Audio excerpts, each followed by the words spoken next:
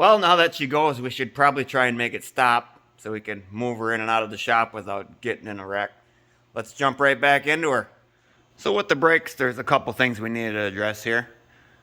Since we flipped these spindles around, originally the tie rod was pointing out of the back with the steering box here, but obviously there's no room to shove a tie rod through here. In doing so, we created a couple issues for ourselves.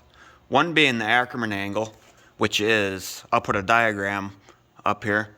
It'd be the point of intersect if you drew a line through the ball joints. If you created a line from the center of the tie rod pivot to the center of the rear axle, those lines should intersect one another. We don't have it perfect. I did heat and bend this out as much as I could.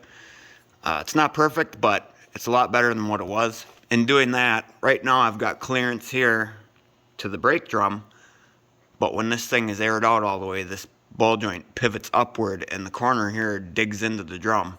So I'm going to pull these off and take them over to a guy that does some machining. My lathe won't swing it, and it's like 15.5 inches overall diameter, and I can only accept a 12-inch swing on my machine. Another issue we created here by, now this drum is going backwards what it originally was. This brake line was originally sticking out of the back, is the automatic adjusters. Those work when you're in reverse. When you hit the brakes, they take up any slack and adjust themselves automatically. So we need to get in there and try and maybe flip that hardware from this side to that side, or maybe get rid of it altogether and just go with the manual adjustment.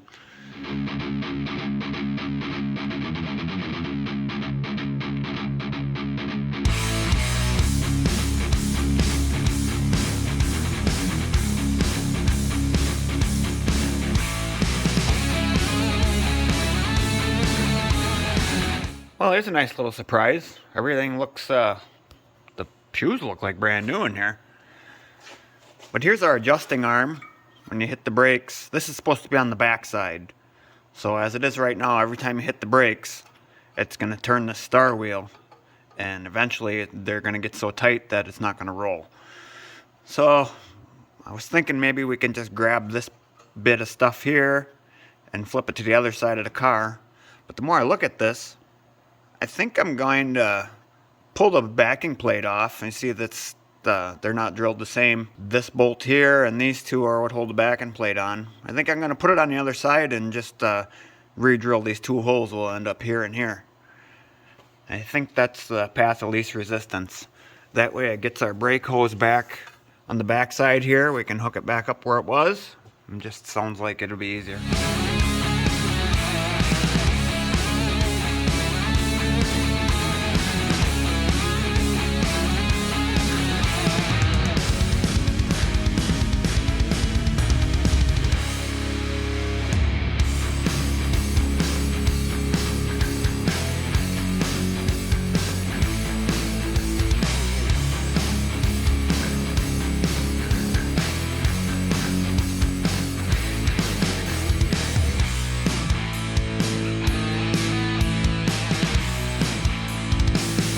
I hate to say it out loud, but that was almost too easy. Didn't even have to launch any brake springs across the shop. Got our brake drums back from Donnie Crothers. He put them on his old lathe there and cut about 3/16 off of the surface here without taking the tips. Why?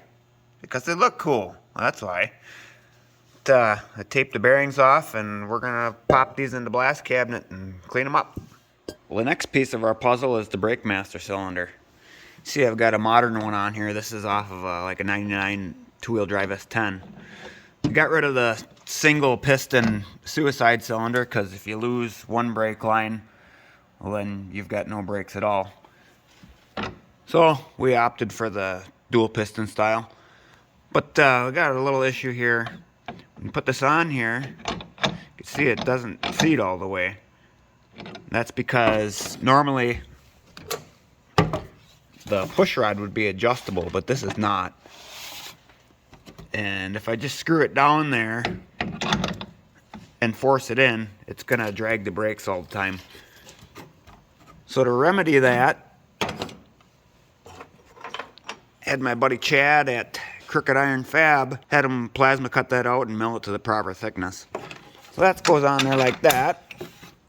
And the way I figured out what that distance needed to be, I kept stacking washers till I got it right, and then measured those and gave them that dimension. In doing that, that's all good. But you see there's a rubber seal down in there, and that's what seals the vacuum chamber off. And now this doesn't reach down in there far enough to seal that up. So I cut a piece of 1.5-inch roll bar tubing here of the same length, and that'll sit down in there like that. Get in there. That all tightens up at the same rate there, and it squeezes that rubber tight to the booster and seals that off for us. We've got some brake lines back on this thing. I reused those braided lines off the S10. You can see there I got a T connecting to the original line going to the back. And I dropped another T right there underneath the A-arm for the front, and I ran new lines up front here. So I put like a whole quart of fluid through the front brakes on this thing. I used the Mighty Vac there, vacuum bleed them out. I had no air coming through it. Still couldn't seem to build any brake pressure, and the old lady come down and helped me, and we pumped a bunch more through it. No air in the system. Still couldn't get any pressure. The pedal just went to the floor. Kind of gave up for the day. And the next morning I decided, what the hell, I got another junk S10 outside, let's go steal that master. Then that was the culprit right there. Bolted the other one on there and had pressure immediately. So there's another half a day of my life I'll never get back. Way she goes, I guess. That's right. It's the way she goes. Sometimes she goes, sometimes it doesn't. She didn't go. It's the way she goes. What about those sexy aluminum drums though? Next up we're going to finish up this coolant system. Get some clamps on here, and I also need to run the line for the steam port fitting here. That vents all the air bubbles out of the cylinder heads, or else the air gets trapped in there. You can't just cap that off. But I've got a push lock barb here and a 90-degree fitting. I'm going to make a bung on a lathe to go in here somewhere. Get her tucked down in here someplace hidden.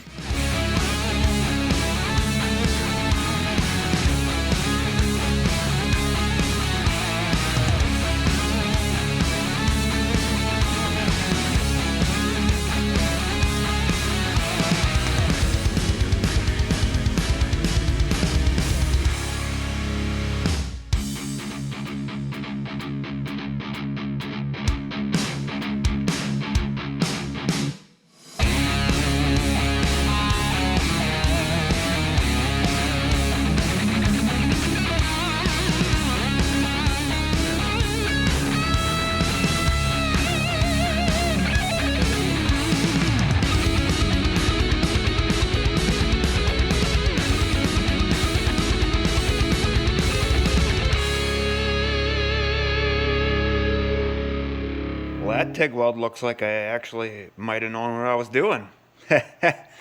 Here's all our parts for the upper rad hose. Silicone couplers, hardline obviously. Where I connect this hardline to the silicone, we're going to use these Gates power grip clamps. That's basically a really pissed off piece of shrink tube. They're used a lot on industrial applications, so you know they're good. And I bought enough of them to do everything, but thinking about it, I think I'm going to use these stainless band clamps at the radiator and at the water pump to keep it serviceable, because obviously those need to be cut off, and there's a high likelihood of cutting your radiator hose in the process. I've got the lower one set up here already. I've got my power grips on there. I'll get out the heat gun and shrink them down. Lower's done. Only took me a half hour to feed this lower clamp up through here, through that notch in the fan and through this part of the frame. I got her.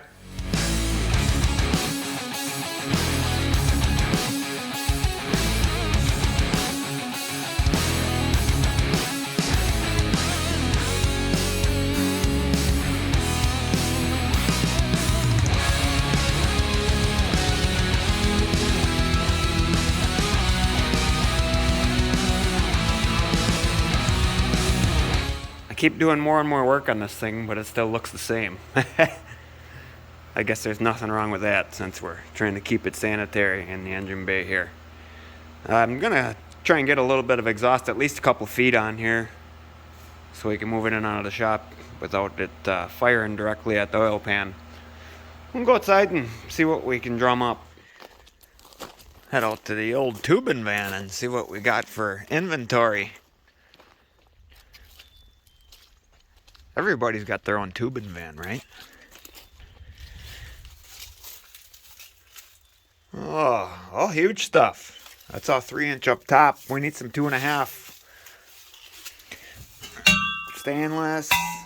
More stainless.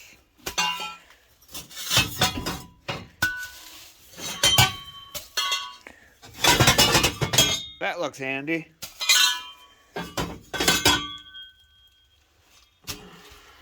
Oh yeah, that's the one right there. That's looking like what we need. Hopefully there's another one in here. I found another one of those SOBs. And I've been slicing and dicing on this one. We're looking pretty good. Get that board clamped in there to represent the bottom of the car there. And a piece of flat bar along the frame. That'll put me up just a little bit higher than the bottom of the frame. You're ready to tack her together.